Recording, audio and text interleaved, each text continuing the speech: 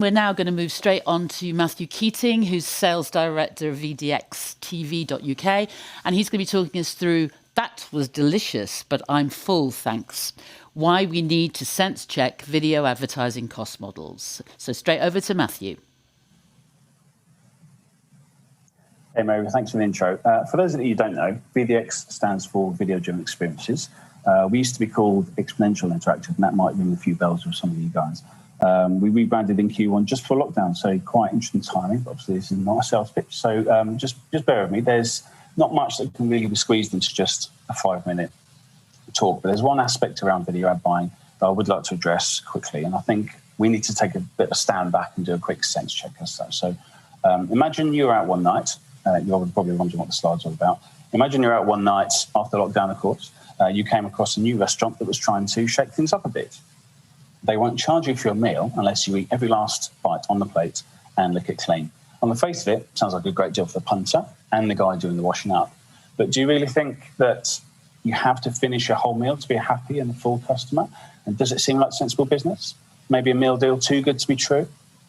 Likewise, does it make logical commercial sense for a video ad view to be considered non-chargeable, in effect worthless, until the view time is ticked over from 99 to 100%?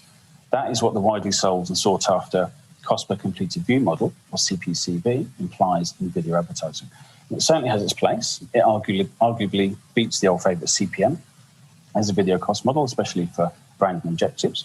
And it seems nice and simple on the surface. Assuming a 30-second duration, the whole ad gets viewed, we don't pay a penny. What could be more transparent? Isn't campaign measurement and attribution generally a little bit less clear-cut? Of course, there's always challenges in modelling human behaviour in the way that it's simple enough to manage. But if risk and reward is so oversimplified, might some inefficiencies creep in or some misaligned incentives, perhaps? After all, and going back to my probably quite dodgy metaphor, if you were that restaurant owner, even if your food was delicious and your intention's good, wouldn't the balance of risk look a little bit precarious? Obviously, if you're a big global corporation based in California, maybe not. But even if you were, how might you mitigate that risk? As you can see, the waiter in the picture has taken matters into his own hands. But I'm no expert on running the restaurant business. So back within our industry, there seems to be a common perception that buying a completed view is self-evidently better or safer than buying a plain old view, i.e. buying on a cost per view or CPV model. A kind of I only buy the best way of thinking, if you like. It sounds reasonable in the same way that buying a view is, in principle, often better than buying just an impression, which isn't guaranteeing much at all. But let's be careful what we're presuming.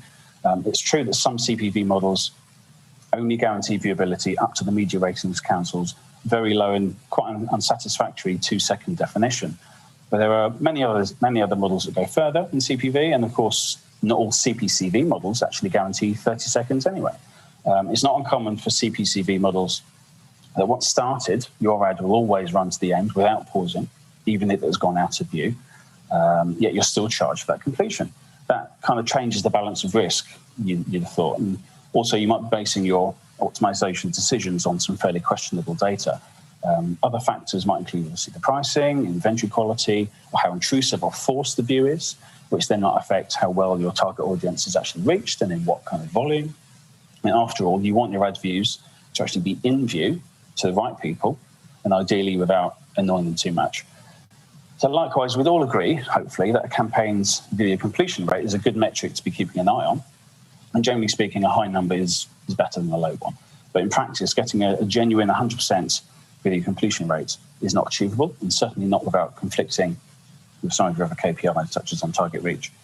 Logically, this conflicts with the implicit and often explicit assertion with cost per completed view that by definition, a full view equates to the most engaged users and the ones who are most likely to convert. And that feels a little bit too linear for my liking. So is the person who finishes their whole meal always the one most likely to come back again versus the person who simply ate until they're happy? I'm not sure that's a safe assumption to pin your optimization efforts on. I mean, if we've learned anything from this industry's annoyingly persistent obsession with click-through rate, surely it's an arbitrary proxy metric does not always correlate closely with true ROI and can in fact be counterproductive. So instead of a model based on the idea that someone who's watching only 99% of your ads is of zero value, consider more nuanced or innovative solutions perhaps, things like time, attention-based models, CPV or otherwise in fact, which are more reflective of how real people actually interact with video ads. So if 99% completion is no good to you, what does that actually say about your video creative itself? Perhaps you should be bringing the brand logo and the call to action in a bit earlier. But whatever model you buy on, always ask those questions about exactly what you're getting, how the ad is delivered, what the technical definitions are of things like completions and view. And that's how you would ensure transparency in my book. So I think there's been a few events that finish with quotes.